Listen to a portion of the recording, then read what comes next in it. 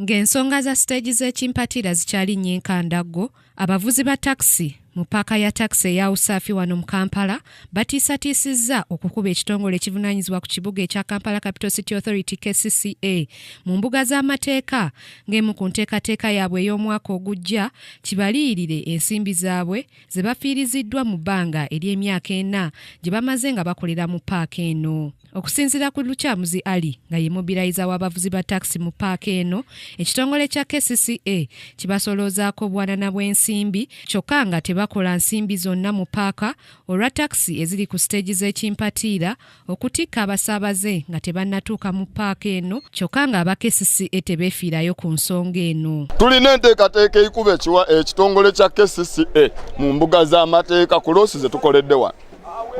Kubanga amabaluwa ge baatuwa nga batuleeta wano gali mu mateeka. Kwe baba bakuwa olupapula bakugamba tuwadde legal department kitongole ky'amateeka. Kanaffe tuyinza tugenda yitako ne mu mateeka naye tutuukeyo.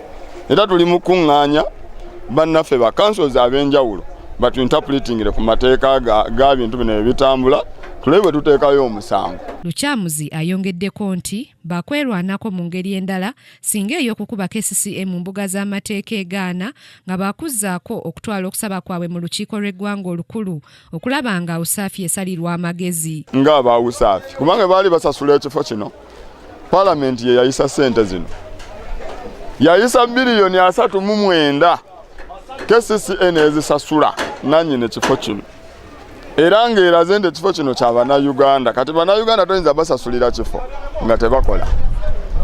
Ab'amaduuka bano boolaba abali wano ffenna baatuleeta nga batugambye ti ab'amaduuka babeere wano nga bafiidinga ku taxi n'abataxi nga bali wano nga w'amaduuka wamala okutunda alinnya taxi. Okuva mu 2013 paaka ya Usafi bwe yazimbibwa, abavuzi ba taxi baze beemulugunya nga kw'otadde okwekalakaasa enfunda eziwera ssaako n'okuyita abakulembeze b'ekibuga ab'enjawulo bajje beerabireko embeera gye bayitamu mu paaka eno naye nga tewali kye bazza. Olunaku lw'eggulo baatiisatiisizza ne bawansaleesale w'omwaka guno nga siteegi z'ekimpatiira ziggiddwawo oba si kyekyo babyekwatiremu. Grace Nantale Kakooza, KTV Amalindirire.